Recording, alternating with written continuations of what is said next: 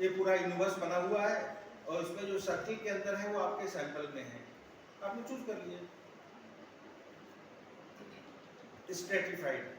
Stratified में light colour से जो बने हुए हैं वो आपके स्तर हैं, लेवल्स हैं, उनमें से आपने सैंपल चूज कर लिए। सिस्टमेटिक सैंपल, दूसरा चूज किया आपने, फिर पांचवा चूज किया, आठवां चूज किया, एक systematic.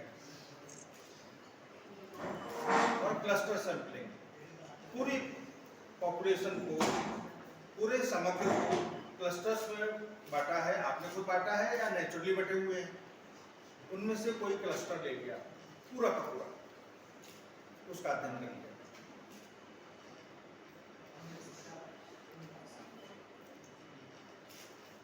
Non probability sampling methods, convenience sample, बीच में आप खड़े हैं, जो सबसे पास में मिला आपको आराम से उसको ले लिया आपने। पर्पजिव सैंपल, एक बीए का ले लिया, एक बीएससी का ले लिया, एक एमएससी का ले लिया, एक एमकॉम का ले लिया। पर्पजिव, पर्पज है कि सभी को रिप्रेजेंटेशन मिलना चाहिए, कोई छूटे ना, ये छूटने से आपके कंक्लूजन्स फॉल्टी होंगे। वॉलंटरी रिस्पॉन्स सैंपल, कई बार ऐसा होता है कि आपको पता नहीं कि आपके सूचनादाता कहाँ मिलेंगे, आपने खबर फैला दी, फिर कुछ लोग आपसे कांटेक्ट करेंगे, वो आपके पास आएंगे, वो कहेंगे कि भाई इस फील्ड के बारे में मुझे जानकारी है, लेट अस टॉक, हम बात करते हैं आपस में।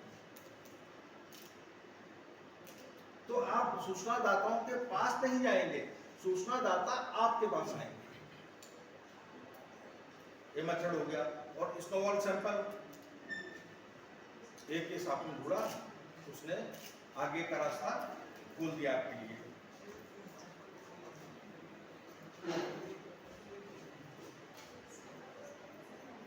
ये सैंपलिंग का थ्योरेटिकल पार्ट है। अभी उसका अगला कदम है इंटरव्यू और उसका अगला कदम है शेड्यूल।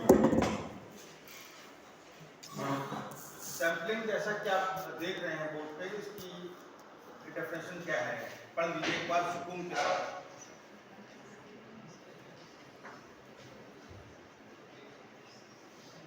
पढ़ दिया आपने? कितने लोगों को खाना बनाना आता है? जिनको नहीं आता है वो सीख लें। वॉइस में किसी ने हाथ नहीं खड़ा किया। सीखिए, बहुत खराब बात है, आपको नहीं आता है तो आप किसी और के मोहताज रहेंगे। तो आपको कैसे पता लगता है कि चावल बना है या नहीं बना है?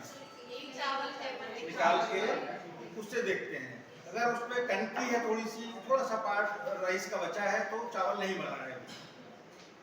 That is sampling.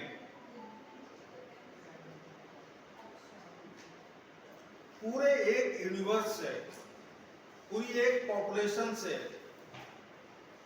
पूरे एक समग्र से जिसका आपको अध्ययन करना है। जैसे मान लीजिए आप राजनीति शास्त्र के विद्यार्थी हैं और मैं आपको समस्या दूं कि बरेली कॉलेज बरेली में पढ़ने वाले छात्रों के छात्र संघ के बारे में राजनीतिक विचारों का अध्ययन। बर्कली कॉलेज में जितने विद्यार्थी पढ़ते हैं उनके राजनीतिक विचारों का अध्ययन आपको करना है छात्र संघ के परिप्रेक्ष्य में। ये आपका रिसर्च टॉपिक है। अब इसके लिए सैंपलिंग का यूज कैसे करेंगे आप? तो सबसे पहली समस्या है यूनिवर्स तय करना, समग्र तय करना, या यूनिवर्स को पॉपुलेशन भी कहते हैं, फूल भी कहते हैं। तो इस समस्या के लिए आपका यूनिवर्स हुआ बर्कली कॉलेज में पढ़ने वाले सारे संस्थागत छात्र और छात्राएं। ये आपका यूनिवर्स हो गया। इस तरह से जो भी आपकी समस्या होगी उसमें कहीं से कुछ भी नहीं पढ़ना है, आपको यूनिवर्स तय करना है अपना कि हमारा यूनिवर्स क्या है, and you have to clearly define it. बिल्कुल क्लियर शब्दों में आपको उसे डिफाइन करना है। अब पूरे यूनिवर्स को तो आप पढ़ नहीं सकते। बर्कली कॉलेज में 20,000 विद्यार्थी पढ़ते हैं तो 20,000 विद्यार्थियों का अध्ययन आप नहीं कर पाएंगे। देन कम्स सैंपलिंग, कि उन 20,000 में से 200 या 300 विद्यार्थियों को हमें निकालना है। तो कैसे निकालेंगे, किनको निकालेंगे? ये सैंपलिंग का पूरा प्रोसेस है। समझ आया अभी तक? तो a sample is an independent representative of the universe. Universe के अंदर जो भी कैरेक्टरिस्टिक्स हैं, गुण हैं, वो सारे के सारे सैंपल में होंगे, सैंपल की एक एक इकाई में होंगे। तभी उन सैंपल्स का अध्ययन करने के बाद में आप यूनिवर्स के बारे में कंक्लूजन निकाल सकते हैं। 200 विद्यार्थियों का अध्ययन करेंगे, उनके अध्ययन करने के बाद में आप जो भी कंक्लूजन निकालेंगे उन सारे कंक्लूजन को 20,000 विद्यार्थियों पर लागू करेंगे। तो वो तभी लागू हो सकता है जब वो जो 200 विद्यार्थी हैं वो बर्कली कॉलेज में पढ़ने वाले 20,000 विद्यार्थियों का रिप्रेजेंटेशन करें, सभी गुण आ जाएं। सभी का गुण मतलब कोई विद्यार्थी बीए में पढ़ता है, कोई बीएससी में है, कोई बीकॉम में है, कोई एमए कर रहा है, कोई एमएससी कर रहा है, कोई एमकॉम कर रहा है, कुछ आपकी तरह रिसर्च कर रहे हैं। आपके यूनिवर्स में ये तरह तरह के विद्यार्थी हैं। अब इनका सभी का अध्ययन करना है। तो आप ऐसा नहीं कर सकते कि केवल बीए के स्टूडेंट्स का अध्ययन किया और बर्कली कॉलेज के विद्यार्थियों के बारे में रिजल्ट निकाला और थोप दिया सबके। That is scientifically incorrect.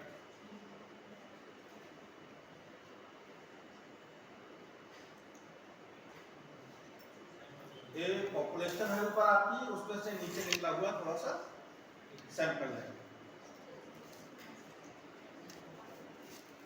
Sampling की जरूरत क्यों होती है? पूरी पॉपुलेशन को हम पढ़ नहीं सकते, बड़ा साइज होता है। पूरी पॉपुलेशन को पढ़ने के लिए आपके पास बहुत टाइम चाहिए। टाइम आपके पास नहीं है। बहुत ज़्यादा रिसोर्सेज चाहिए, वो आपके पास नहीं है। बहुत सारे पर्सोनेल चाहिए, लोग चाहिए। तो एक आदमी 20,000 स्टूडेंट्स से कांटेक्ट नहीं कर सकता, तो आपको पूरी एक टीम बनानी पड़ेगी रिसर्च एसोसिएट्स की। तो वो आपके पास है नहीं, आप तो अकेले हैं। इसलिए सैंपलिंग की जरूरत है। लेकिन सैंपल आपका कैसा होना चाहिए? एक तो उसका साइज ठीक ठाक होना चाहिए। अब 2 करोड़ लोगों का अध्ययन करने के लिए सैंपल का साइज रखा आपने 200, तो फेल हो जाएगा। जैसे आपको याद होगा, इलेक्शन से पहले प्री पोल सर्वे आते हैं, इलेक्शन के बाद में पोस्ट पोल सर्वे आते हैं। सारे सर्वे करेक्ट नहीं निकलते। क्यों? सैंपल साइज एडिक्वेट नहीं होता, number 1। Number 2, sample size representative नहीं होता। जैसे मैंने कहा कि बर्कली कॉलेज के विद्यार्थियों के अध्ययन के लिए आपने केवल बीए के विद्यार्थियों का अध्ययन कर लिया तो बात नहीं बनेगी। आपने केवल लड़कों का अध्ययन कर लिया, लड़कियों को छोड़ दिया तो बात नहीं बनेगी। तो आपका सैंपल आपके यूनिवर्स का नुमाइंदा होना चाहिए। यहां तक क्लियर है?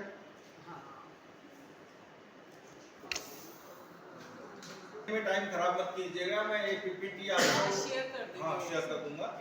पीपीटी आपके ग्रुप में जैसे डालते हैं हम लोग वैसे डालते हैं, सब जैसे शेयर करेंगे, चैनल में भी डालिए। इसमें वही सारी बातें हैं क्या क्या होनी चाहिए। सैंपलिंग मेथड्स, सैंपलिंग मेथड्स दो तरह के होते हैं। एक तो संभाव्य सैंपलिंग, सैंपलिंग को हिंदी में कहते हैं निदर्शन, निदर्शन। तो संभाव्य निदर्शन या प्रोबेबिलिटी सैंपलिंग, जिसमें हर एक इकाई यूनिट के चुने जाने की संभावना होती है। प्रोबेबिलिटी सैंपलिंग के तहत बर्कली कॉलेज की सैंपलिंग अगर की जाए तो 20,000 विद्यार्थियों में से सभी के चुने जाने की बराबर संभावना है। ऐसा नहीं हो सकता कि आपने पर्चियां डाली, डब्बे में हाथ हिलाया और कोने पे जो पर्ची रहेगी वो कभी हाथ में नहीं आएगी। लॉटरी में ऐसा ही तो होता ना, आपने देखा होगा कि जो बीच में पर्ची होती है वो हाथ में आती है, जो दुर्भाग्य से कोने में चलेगी उसका नंबर नहीं आता है। ऐसा नहीं है। प्रोबेबिलिटी थ्योरी में सभी के बराबर चुने जाने की चांस है। प्रोबेबिलिटी सैंपलिंग मेथड्स के जो तरीके होते हैं वो एक है सिंपल रैंडम सैंपलिंग, हिंदी में कहते हैं दैव निदर्शन। दैव, दैव मीन्स देवता, भगवान। भगवान ने जिसको भेजा आपने चूज कर लिया। आप अपना क्वेश्चनर लेकर फील्ड में गए, जो स्टूडेंट सामने पड़ा उसको पकड़ लिया। This is simple random sampling. दूसरा है क्लस्टर सैंपलिंग। क्लस्टर्स बने होते हैं, बीए के स्टूडेंट्स का एक क्लस्टर है, बीकॉम के स्टूडेंट्स का दूसरा क्लस्टर है, एमकॉम के स्टूडेंट्स का तीसरा क्लस्टर है, ऐसे ही एमएससी के स्टूडेंट्स का, रिसर्च के स्टूडेंट्स का, सभी का अलग अलग क्लस्टर है। फिर लड़कों का एक अलग क्लस्टर, लड़कियों का एक अलग क्लस्टर है।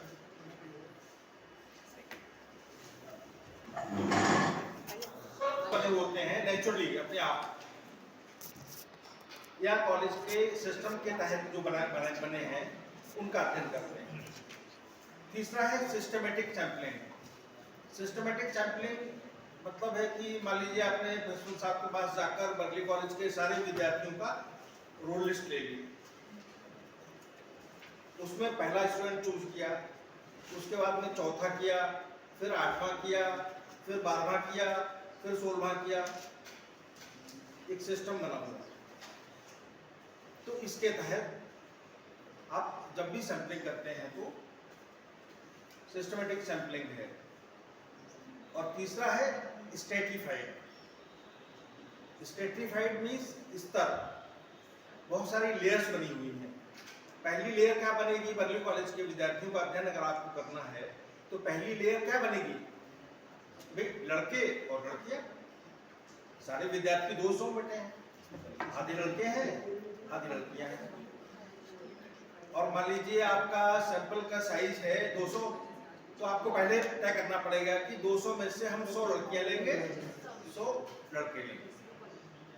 दूसरा स्टेज क्या आ गया, साइंस के स्टूडेंट, आर्ट्स के स्टूडेंट, कॉमर्स के स्टूडेंट। तीसरा क्या आ गया, साइंस में भी graduate students, post graduate students, research students. तो लेयर बनती जाती हैं। फिर आप करेंगे जो 100 लड़के हमको लेने हैं, 3 फैकल्टी है, तो आप 33 बच्चे बांट लेंगे कि 33 आर्ट्स के, 33 साइंस के, 33 कॉमर्स के। फिर उन 33 के नीचे आप कैसे बांटेंगे?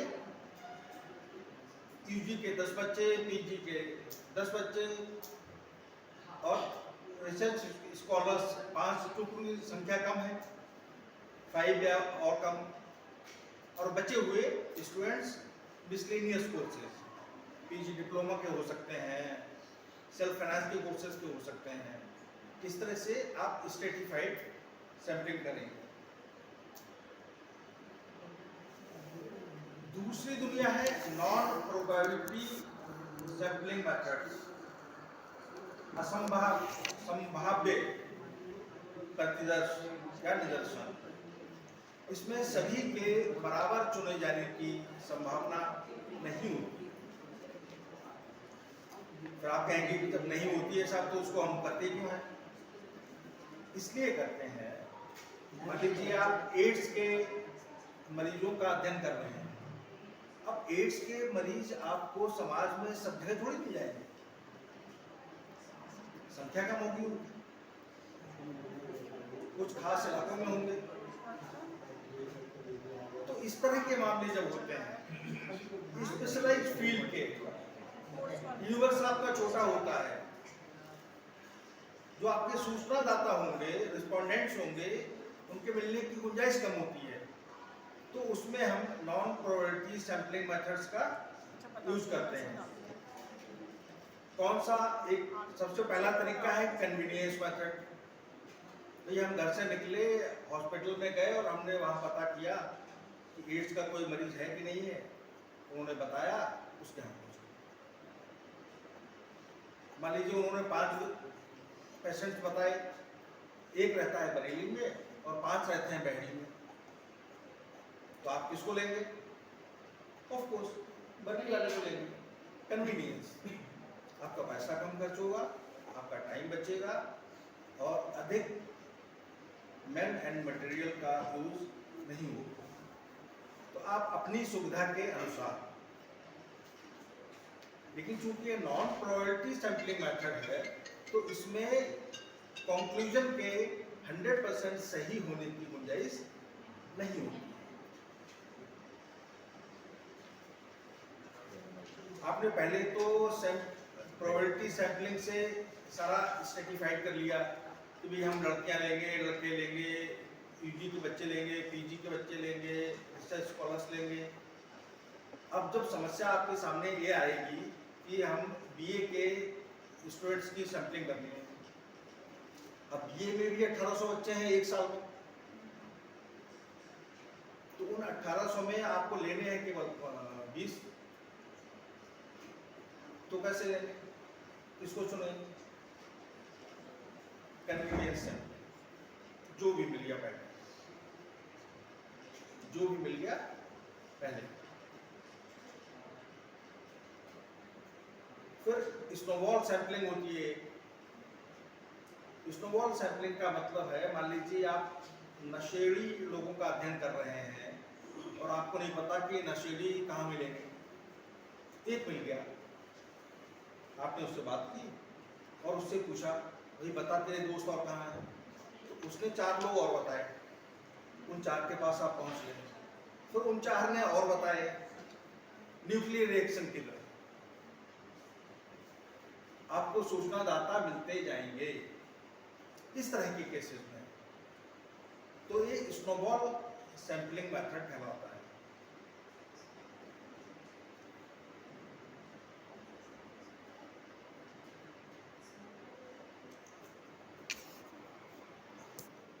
डाक से भेजा, आदमी से भेजा, आजकल तो गूगल फॉर्म चल गया है। अब सूचनादाता की जिम्मेदारी है कि क्वेश्चन को पढ़े और जवाब दे। इसमें गड़बड़ क्या है? गड़बड़ यह है कि आपने क्वेश्चन पूछा था एक खास इंटेंशन से, सूचनादाता ने उसको पढ़ा तो उसका अर्थ कुछ और निकाला, उसके हिसाब से जवाब दिया, आपका पर्पस पूरा नहीं हुआ। तो इस कमी को दूर करने के लिए शेड्यूल बनाया गया। शेड्यूल क्या है? लिस्ट ऑफ क्वेश्चंस, क्वेश्चन में भी लिस्ट ऑफ क्वेश्चंस है, लेकिन क्वेश्चनेयर में जवाब भरने की जिम्मेदारी रिस्पोंडेंट की होती है, सूचनादाता की होती है। शेड्यूल में शोधकर्ता क्वेश्चंस की लिस्ट लेकर सूचनादाता के पास जाता है और एक एक सवाल उससे पूछता है, और जो जवाब मिलता है उस जवाब को अपने हाथ से लिखता है। अंतर समझ रहे हैं आप? तो यहाँ पर आपको मौका मिला कि आपने क्वेश्चन पूछा, आपने जवाब दिया, आपको लगा नहीं हम ये बात नहीं जानना चाह रहे थे, तो आप उससे सप्लीमेंट्री क्वेश्चन में पूछ सकते हैं कि नहीं भाई हमारा मतलब ये नहीं था, हमारा मतलब ये था। ये गुंजाइश है आपके पास। ये शेड्यूल में आराम रहती है। नुकसान क्या है? टाइम लगता है, 200 लोगों का इंटरव्यू, क्वेश्चंस बहुत तरह के होते हैं, कई क्वेश्चंस में बहुत टाइम लगेगा, कई क्वेश्चंस में 2 सेकंड लगेंगे। तो शेड्यूल प्रिंटेड होता है, लिखा हुआ, स्ट्रक्चर्ड इंटरव्यू के तहत आता है, आप उसका यूज करेंगे। जब शेड्यूल आप बनाएंगे तो कोशिश कीजिएगा कि ज़्यादातर सवालों पे जो जवाब आप चाहते हैं अपनी हाइपोथेसिस को प्रूव करने के लिए, वो सारे विकल्प होने चाहिए। आपने स्टूडेंट से पूछा क्या कॉलेज में छात्र संघ का चुनाव होना चाहिए, यस ऑब्लिक नो, 2 ऑप्शन दिया आपने, हाँ और ना। स्टूडेंट ने जो जवाब दिया आपने उस पर टिक कर लिया, आपका टाइम लग गया। आप लिखेंगे यस तो देर लगेगी। अगला क्वेश्चन होता है, उसमें 3 जवाब हो सकते हैं, हाँ या सहमत, पता नहीं, असहमत, बहुत लोग मिलेंगे आपको जो कहेंगे नहीं है हमको पता है, तो उसमें आप उसको टिक करेंगे। तीसरा होता है कि 5 कैटेगरी में आ जाता है, अत्यधिक सहमत, सहमत,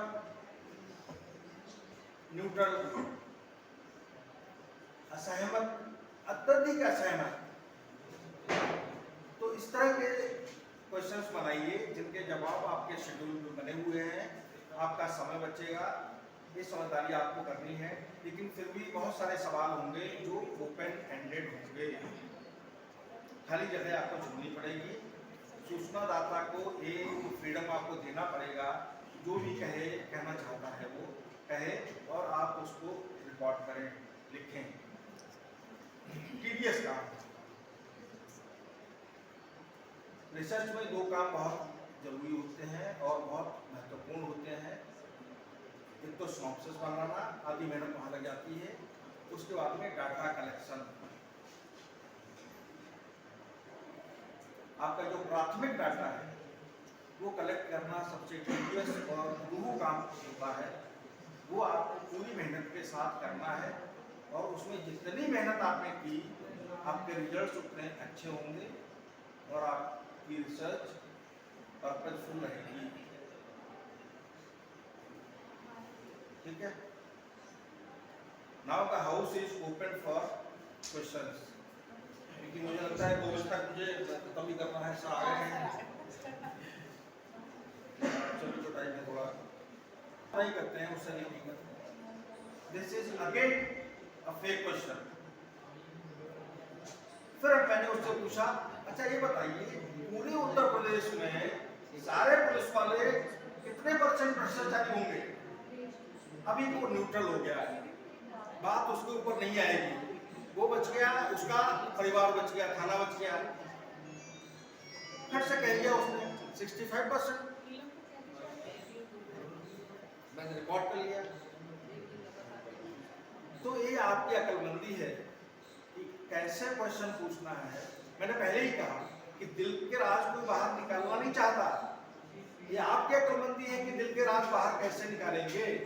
यही तो रिसर्च है। अगर सिंपल रिसर्च होती है कि मैंने सवाल पूछा आपने जवाब दिया तो सब कोई पीएचडी कर लेता है। You have to apply your mind कि मेरी उस हाइपोथेसिस को पूछने के लिए मुझे एक सवाल पूछना है या 4 सवाल पूछने हैं, इस तरह से भी मैं प्रूफ करूंगा, उस तरह से भी प्रूफ करूंगा। Finally you have to proof your hypothesis. और शेड्यूल में क्वेश्चन तो होंगे 70, 80, 90, 100 हाइपोथेसिस होंगी ऑन एवरेज 10। तो 10 हाइपोथेसिस को प्रूफ करने के लिए you have to ask 70, 80, 90 questions. तो इस सभी में आपको एप्लीकेशन ऑफ माइंड, कोई रॉकेट साइंस नहीं है, टीडीएस और मेहनत का काम है, मेहनत करनी पड़ेगी आपको। और क्वेश्चन कैजुअल तरीके से नहीं बनेंगे, बहुत सोच विचार के क्वेश्चंस आपको बनाएंगे जो आपकी हाइपोथेसिस को प्रूव करेंगे। अगर ऐसा करते हैं तो यू वुड बी सक्सेसफुल। और सर जैसे हम क्वेश्चनर जब बनाएंगे अपना, तो सर आपने बताया कि 70 to 80 क्वेश्चंस होंगे। तो सर क्वेश्चंस हो सकते हैं कुछ वेग क्वेश्चंस हो, मतलब जिनका हमें लग रहा है कि सही है पर वो हमारे रिसर्च को उतना कंट्रीब्यूट नहीं कर रहे हैं, मतलब वैलिडिटी नहीं है हमारे क्वेश्चनर की, उतना अच्छा नहीं है। तो ये हमें कैसे पता चलेगा कि हमारे क्वेश्चन जो है वो सही हो? देखिए, एक परंपरागत रूप से मान लीजिए 80 क्वेश्चन का शेड्यूल हमने बनाया, तो हम उम्मीद करते हैं कि 80 में से 15 क्वेश्चन होंगे रिस्पोंडेंट के सोशो कल्चरल इकोनॉमिक बैकग्राउंड के बारे में। ये जानना भी बहुत जरूरी है कि सूचनादाता आदमी है कि औरत है, पढ़ा लिखा है, अनपढ़ है, बेरोजगार है या नौकरी करता है, ज्वाइंट फैमिली में रहता है या सिंगल फैमिली में रहता है, हिंदू है या मुसलमान है, किस जाति का है। क्योंकि ये सारी सूचनाएं उसके रिजल्ट्स को, वो जो बातें कह रहा है उसको क्वालिफाई करेंगे। पैसे वाला है तो वो दूसरी तरह से बात करेगा, अनपढ़ है तो दूसरी तरह से बात करेगा। तो 15 क्वेश्चन हो गए, 80 में से 15 चलेंगे, कौन एवरेज? 15 के 12 भी हो सकते हैं, 18 भी हो सकते हैं। उसके बाद में आपको चैप्टराइजेशन, आपका जो सिनॉप्सिस में है, आपने अपने पूरे टॉपिक को कवर करने के लिए 2, 3, 4 चैप्टर्स जो बनाए हैं, तो आप तय कर लीजिए।